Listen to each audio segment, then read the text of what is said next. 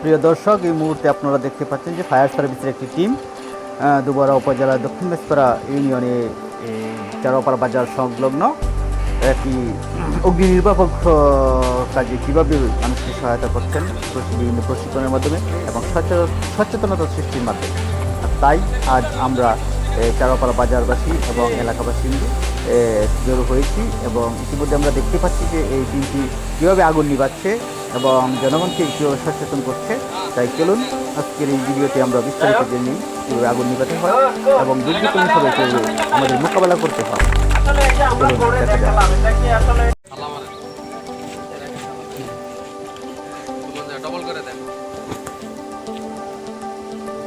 আগুন নিভে গেল। এখন এখানে কিন্তু চারটা জিনিসের উপস্থিতি আছে। একটা হচ্ছে অক্সিজেন, আরেকটা জ্বালানি, আরেকটা হচ্ছে তাপ, আছে কিনা?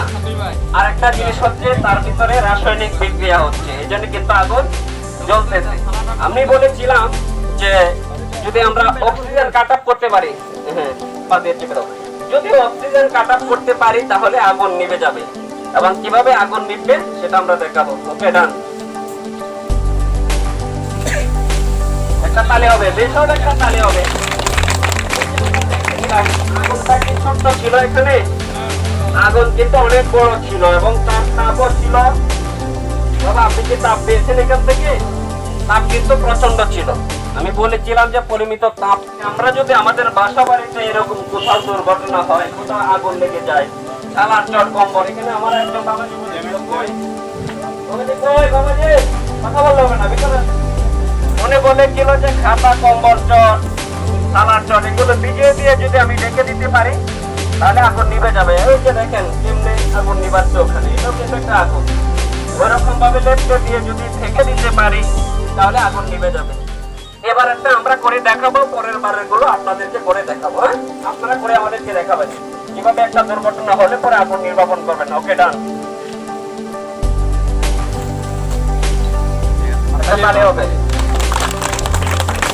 এরকম ভাবে যদি আপনারা ঢেকে দিতে পারেন, আমরা বলছি যে খাতা, কম্বল, চট এগুলো ভিজিয়ে দিবেন। আসলে এখানে ভিজিয়ে কেন দিতে হবে বলে,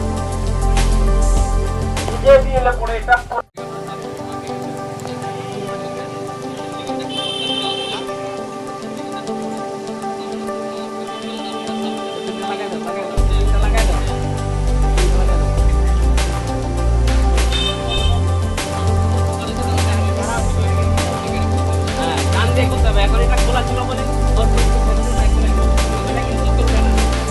ওইটা কিন্তু খুলবে না, মোটর দিতে হবে, না হয় টান দিয়ে জোরে চিনতে হবে।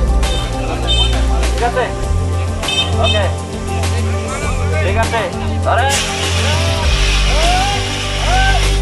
একটা তালে হবে, আরে বেশি কষ্ট হয়ে গেছে। মুরব্বি কই, মুরব্বি কই? চাচা ধরে রাখতে হবে, ধরে রাখতে হবে।